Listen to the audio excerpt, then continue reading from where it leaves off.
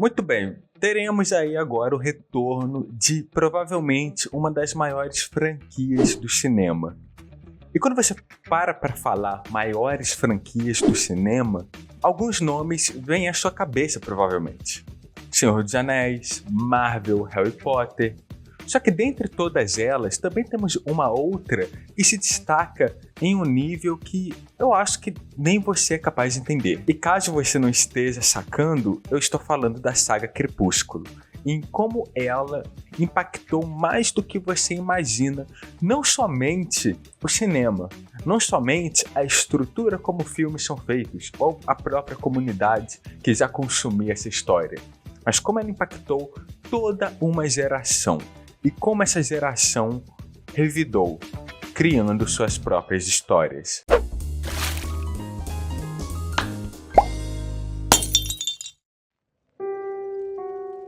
Olá, meu nome é Sheldon, sejam bem-vindos de volta aqui ao canal, dessa vez falando sobre a franquia Crepúsculo, que agora vai voltar aos cinemas.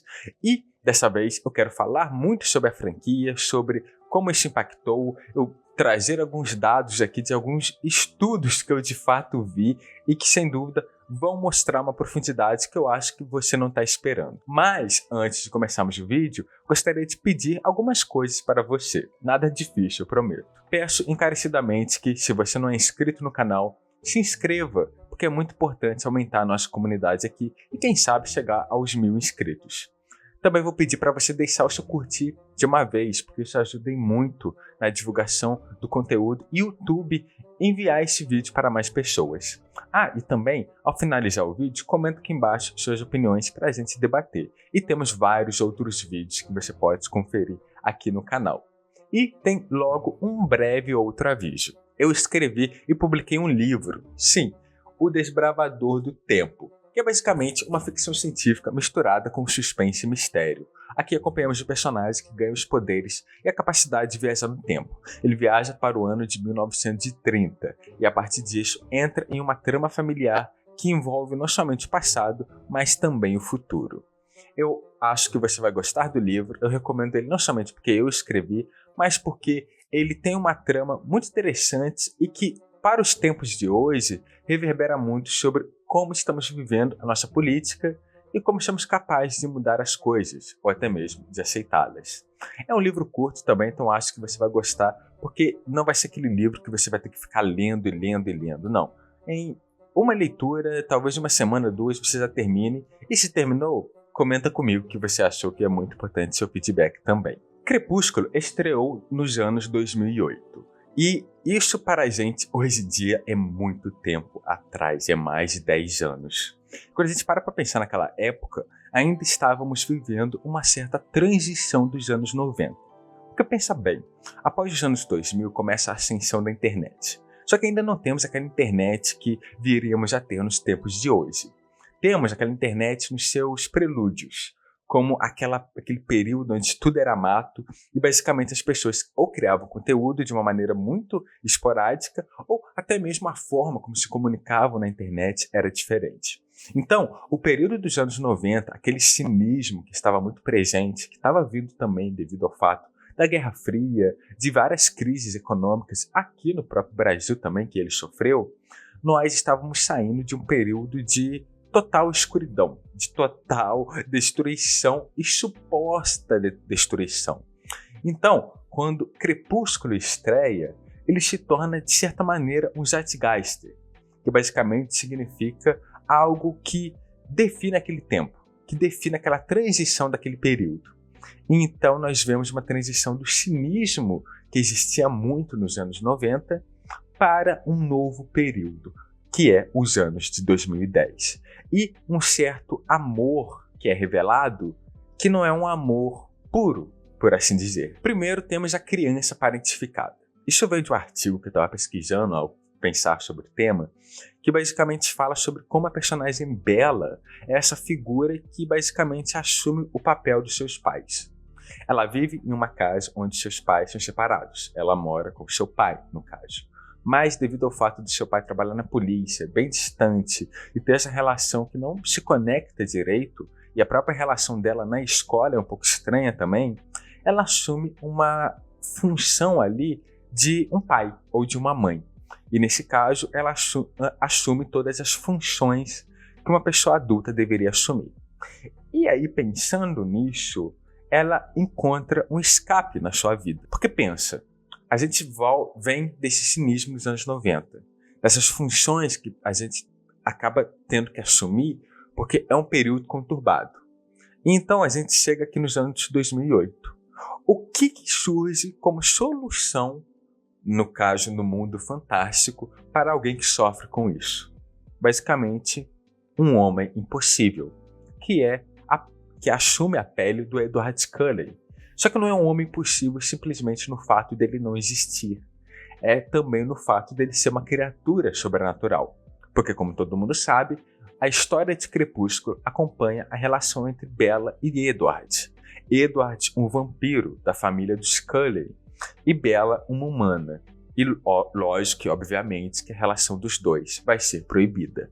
E isso também tem um fator importante no que eu tô falando aqui nesse vídeo. Esse vampiro que é o vampiro simpático, né?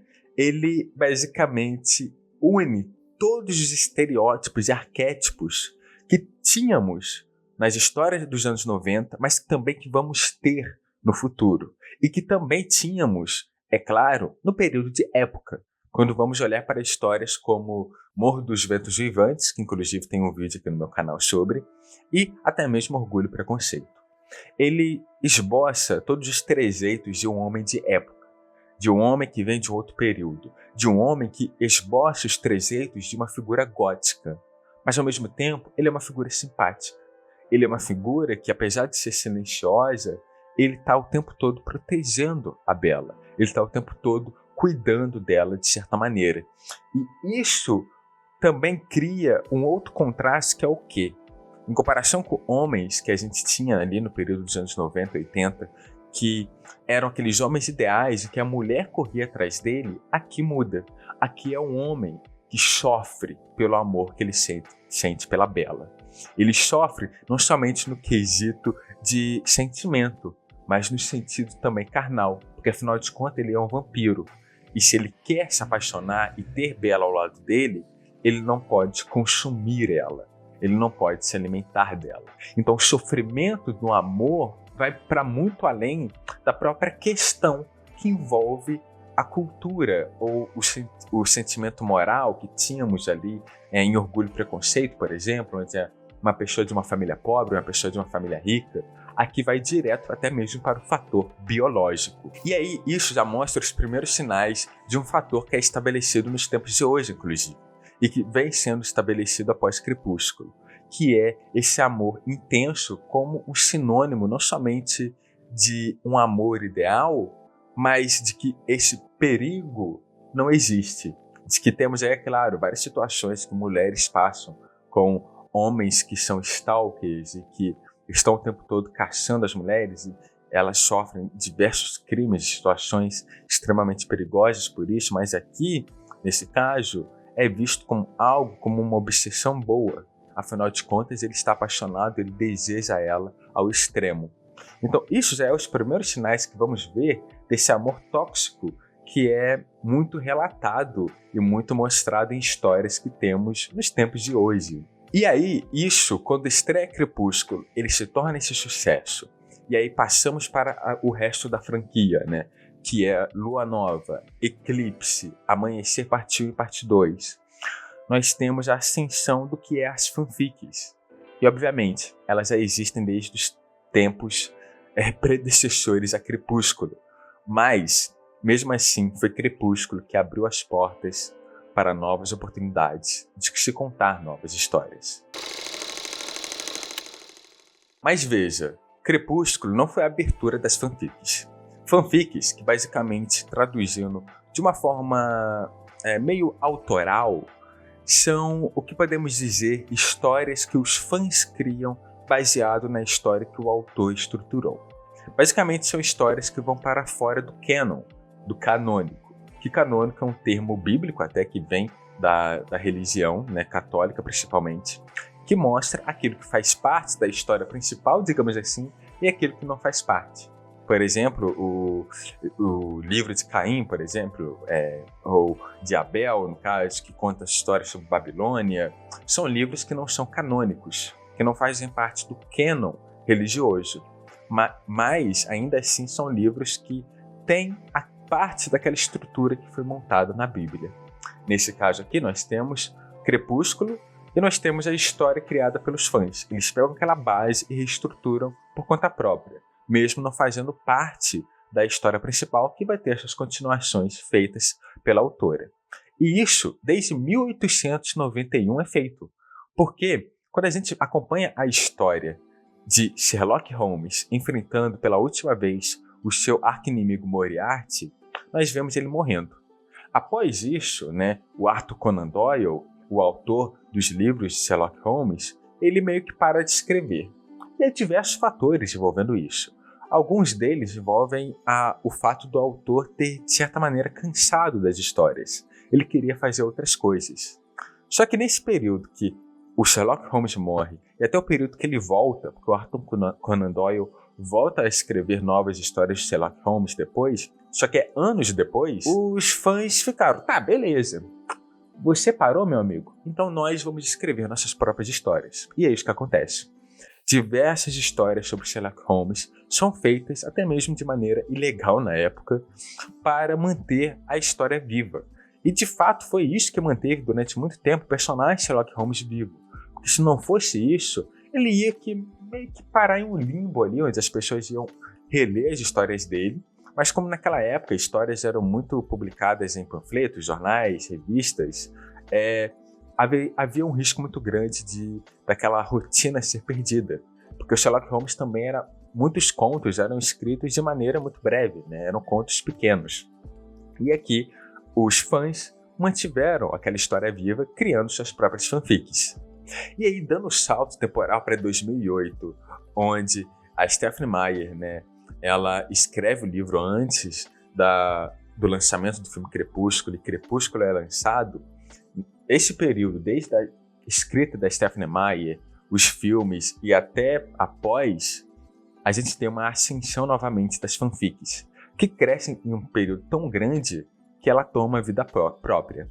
E uma das coisas se dá ao fato da Bella, em Crepúsculo, ser uma personagem muito passiva, quando a gente fala principalmente no quesito sexual. Isso se dá muito também porque a partir do momento que a história é feita, a gente percebe algo muito inerente em Crepúsculo. A personagem Bella Swan, ela é uma personagem extremamente passiva na história de Crepúsculo. Ela sofre uma mudança grande no decorrer da história. Uma mudança que provavelmente a própria Stephenie Meyer tem na sua vida. Porque caso você não sabe, a Stephenie Meyer faz parte da religião Mormon. E é uma religião que tem as suas limitações grandes quando falamos sobre sexualidade. Até mesmo maior do que você pode pensar quando a gente olha para religiões evangélicas no Brasil. É algo muito próprio deles, é algo que vem desde os seus antepassados, é algo extremamente restrito que quase cria uma outra realidade quando a gente olha para os Mormons, que seguem algo muito mais rígido. E a personagem Bella é muito omissa nesse quesito da sexualidade. Tanto que o tempo todo é o Edward que está ali sedento em busca dela. Afinal de contas, ele quer também consumir o sangue dela. Então é quase como se o Edward fosse essa ferramenta de escape para o que a Bella sente de preso nela. E aí no decorrer da história, a gente vê em Eclipse, por exemplo, o terceiro livro, a Bella já muito mais ativa. A Bella indo atrás dessa satisfação que ela quer, desse desejo que ela quer realizar sexualmente com o Edward. O Jacob também tem um papel muito importante em Lua Nova, quando ele se revela como homem, quando ele faz parte da alcateia de lobos ali e tal. E a Bella vê esse homem surgindo sexualmente, esse desejo por ela aumentando e ele entendendo o seu desejo também. Então acredito que a saga Crepúsculo também é muito sobre o entendimento da Bella e esse crescimento dela como mulher, entendendo seus desejos, entendendo também o que ela busca por si só. E Amanhecer, é claro, nós temos essa realização quando ela se casa com Edward e tem ali a filha dela, Renée Smith, também no caso. Renée Smith, eu não lembro o nome da filha dela, talvez eu tenha errado. E aí o desejo ali é contemplado, é realizado, ela se satisfaz. E é claro, tem toda aquela jornada dela se tornar uma vampira também. Só que as fanfics pegam isso e falam, ok, a gente vai levar isso para outro lado. E tem dois lados. E um deles é 50 Tons de Cinza. Erika Leonard James é a autora de 50 Tons de Cinza. E por mais que ela tenha negado muito quando, por exemplo, os filmes da franquia de livros dela estreou, todo mundo sabe que é uma fanfic de Crepúsculo. E ela assumiu-se depois. E basicamente ali, ela faz o quê? Ela pega o casal Edward e Bella, leva para algo real, digamos assim, né, para a realidade, sem aquele quesito sobrenatural de vampiros e lobisomens, e coloca o Edward como uma figura de um CEO e a Bella, no caso, como alguém que esse CEO conhece, né, o Christian Grey conhece, e se interessa. E a figura ali da Bella, no caso, na adaptação de 50 Tons de Cinza, não é muito diferente do que a gente tem em Crepúsculo. Essa pessoa retraída, que vive uma vida ali muito pacata, de certa forma. Então esse homem surge desejando ela e querendo consumir ela. Só que aqui ela leva isso para o extremo e transforma num relacionamento de BDSM, que basicamente são BDSM, o bondage, né? São aqueles relacionamentos que vão para algo muito mais extremo, no caso, que tem aquelas palavras de segurança, que envolve toda uma questão ali muito mais forte, né, envolvendo até mesmo atos ali de agressão um pouco fortes também, vamos por assim dizer. Eu tô tentando minimizar as palavras porque eu não quero que o YouTube derrube meu vídeo, ok? Mas basicamente é isso. E aí ela leva essa relação para isso e transforma a Bella, o que ela já era uma personagem passiva, a Erika já leva isso para algo muito mais extremo e transforma ela basicamente numa alguém que serve ao Edward, alguém que serve, no caso, ao Christian Grey. E ela eleva isso ao extremo. E é claro que isso teve repercussões, tanto positivas quanto negativas.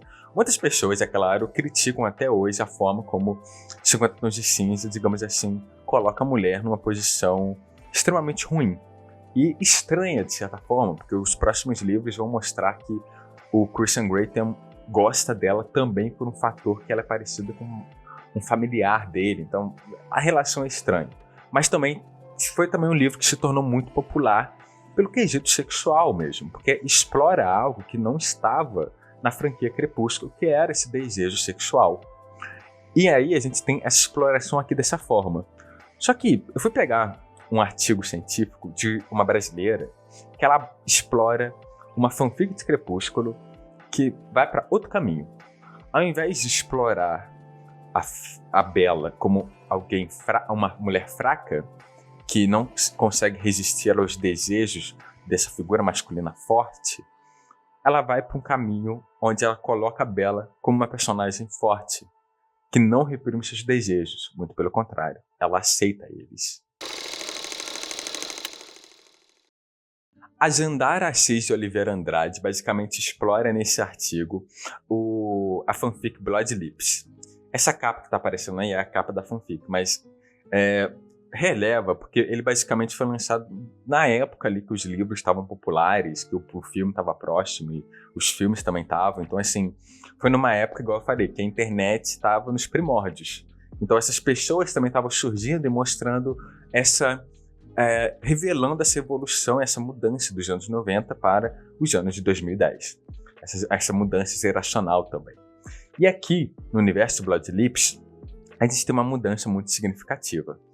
A Bella, basicamente, ela é uma híbrida entre uma mulher e um demônio. E aí, o fato dela ser essa híbrida já muda totalmente a relação dela com todo o restante da história. Porque, igual nos filmes, a Bella é essa pessoa retraída na escola, só que aqui na fanfic é diferente, porque ela é retraída para não revelar os seus traços demoníacos. Já do lado de fora, para ela se alimentar, porque ela também precisa se alimentar igual um vampiro, ela utiliza da sua sexualidade, das suas habilidades, dos seus traços, porque ela se vê como uma pessoa bonita, para se alimentar e atrair pessoas para ela consumir. E é muito interessante porque aqui a gente tem o demônio como uma figura muito sexual que nos leva para o mito de Lilith, por exemplo, que seria essa primeira mulher de Adão na Bíblia, né?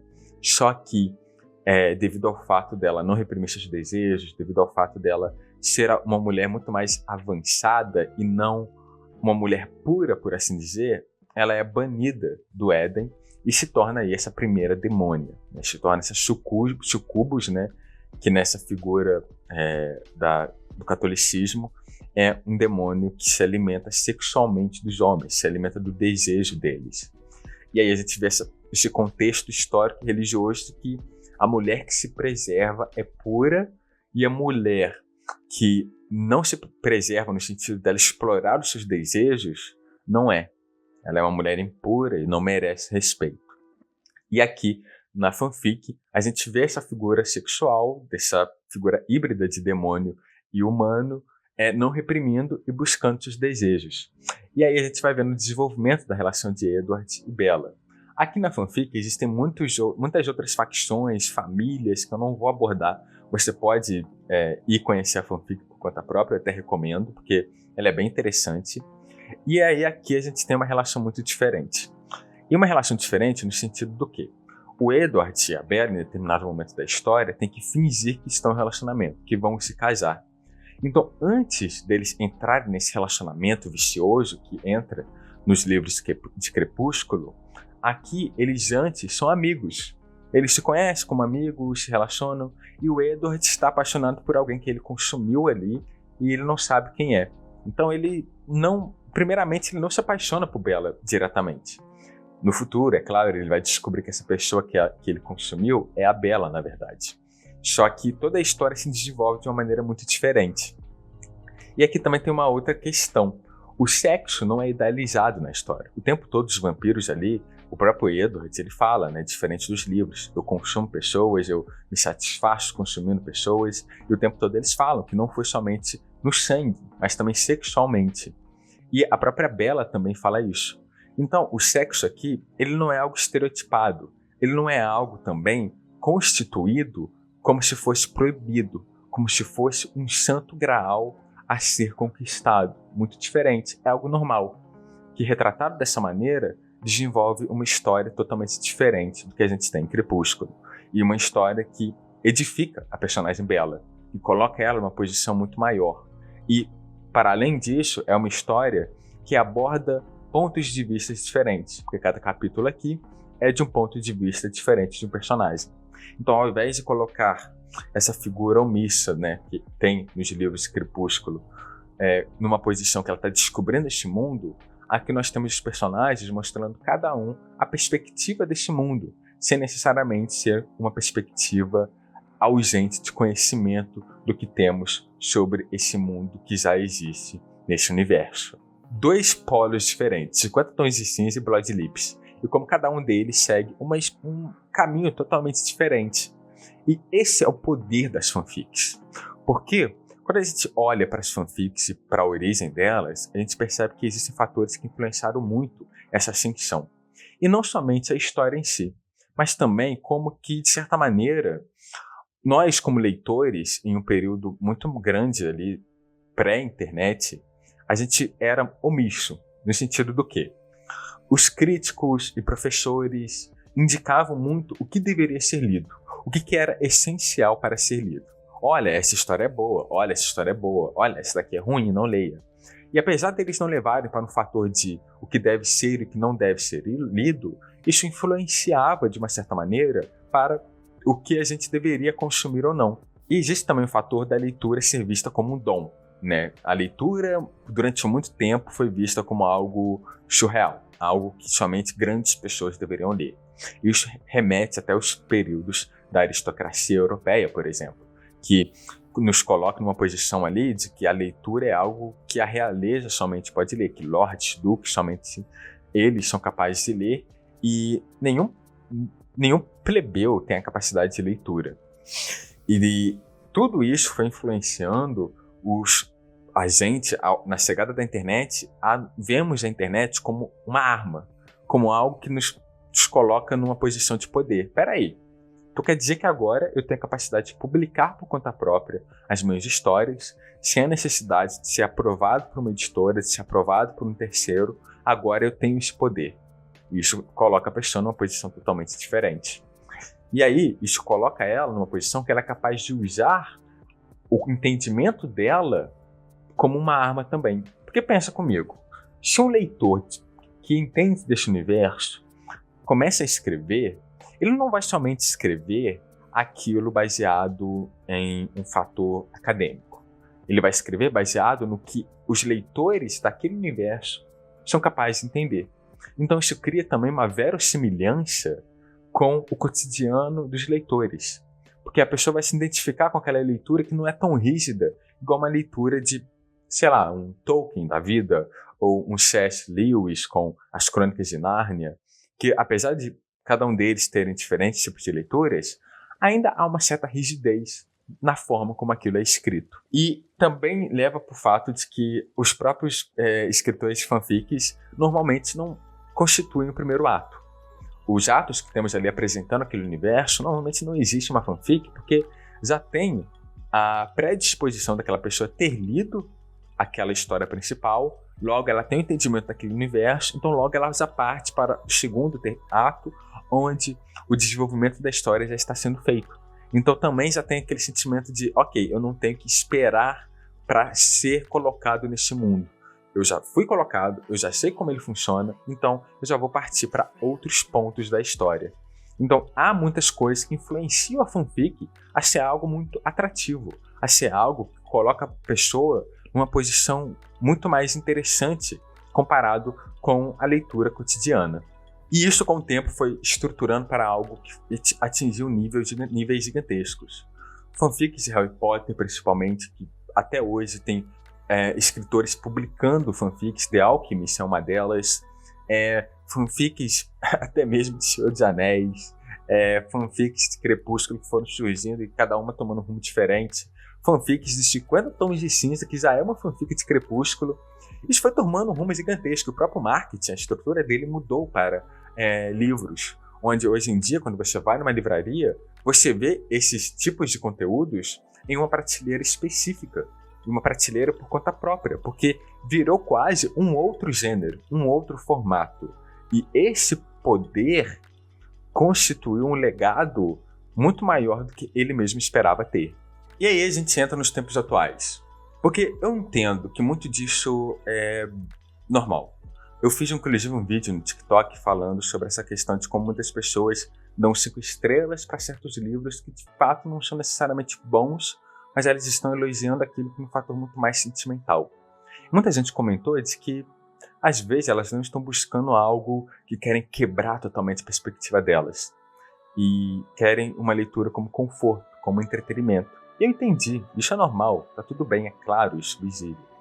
Só que quando a gente leva isso para algo muito maior, onde pessoas estão cada vez mais consumindo isso e deixando de lado, não literaturas que eu ou terceiros consideram melhores, mas deixando de explorar outras histórias que são capazes de ir contra a maré do que ela pensa, porque as histórias, e eu falo, as histórias que vão te marcar são aquelas que vão contra aquilo que você acredita, porque são aquelas que vão mais te desafiar. Terminar um livro que desafia o que você acredita é muito mais difícil que terminar um livro do que você já sabe qual vai ser o final. E não tem nenhum problema em terminar aquele livro. Mas, se você não se desafia, você não vai enxergar um outro mundo, uma outra perspectiva, um outro ponto de vista. E por que isso acontece? É um fator, a pesquisa e dados que mostram isso. Pensa, nós vivemos uma geração onde o fim do mundo é um fato, não é mais algo, oh meu Deus, será que vai acontecer ou não? A gente olha para filmes de ficção científica que mostram o fim do mundo no futuro e a gente olha para aquilo e fala, ok. E antes, nos anos 90, era medo, era, meu Deus, o mundo vai acabar. Hoje em dia, boa parte espera que de fato o mundo acabe. Porque o mundo que vivemos já é muito ruim. Problemas climáticos, tensões políticas, menosprezo das altas sociedades, um ambiente extremamente tóxico na internet, tudo isso constitui um ambiente que só vai nos minando. Então, para onde olhamos para sentir um conforto, prazer? Para o passado, para a nostalgia e para situações impossíveis. Ao mesmo tempo que essas histórias hot, que nos remetem a romances clássicos, que nos remetem a fanfics, levam para um período nostálgico, um período que até mesmo pessoas das gerações que não viveram pensam, eu queria ter vivido isso, também leva para algo impossível, para um ambiente impossível, aquele amor que é idealizado. Porque o sexo, quando a gente olha para a televisão, para séries, ou até mesmo quando a gente lê em livros, é algo perfeito, é algo que se encaixa perfeitamente. Mas que, quando a gente olha para a realidade, não funciona assim.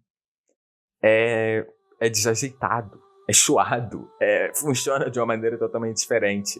Então, ao mesmo tempo que a pornografia, né, nos leva o homem para uma invenção fantástica, essa estruturação dos livros hot, desse mundo fantástico dos romances, também criam algo ideal que nunca vai existir.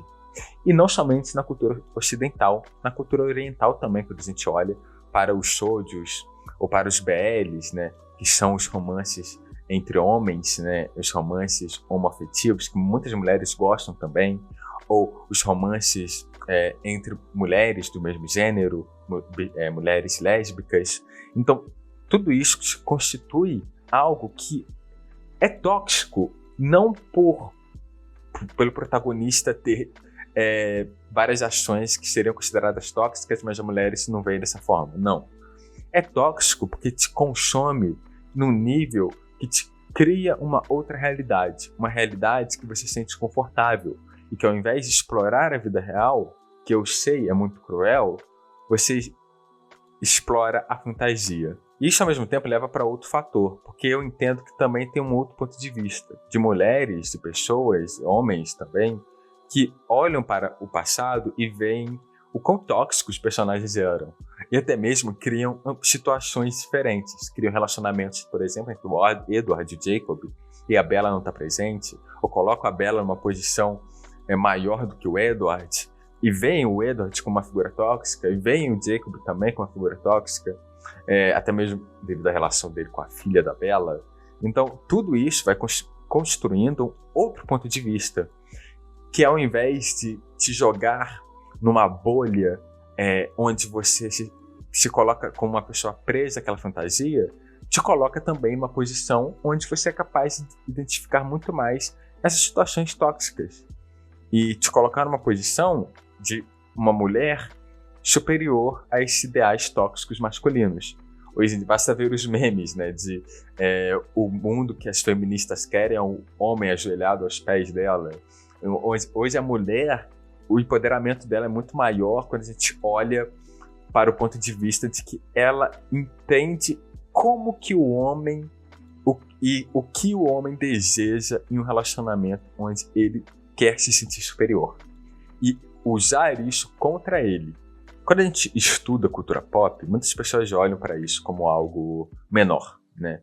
Mas eu acho que quando a gente olha, por exemplo, para Crepúsculo, a gente vai vendo como que isso influenciou a internet, ele não foi algo apenas que influenciou no quesito pequeno, né? No quesito, olha como isso impactou essa comunidade. Não, impactou a indústria, impactou a cultura, redefiniu como as mulheres consomem esse gênero, tanto para o lado negativo como positivo, como os homens consomem também.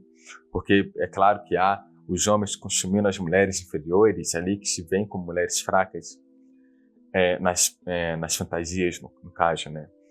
Então, isso reestruturou tudo. E eu acho que é muito bom a gente analisar isso e perceber como que isso foi impactando as nossas diferentes realidades. E como que podemos olhar para isso e perceber que, ok, podemos aprender algo com isso.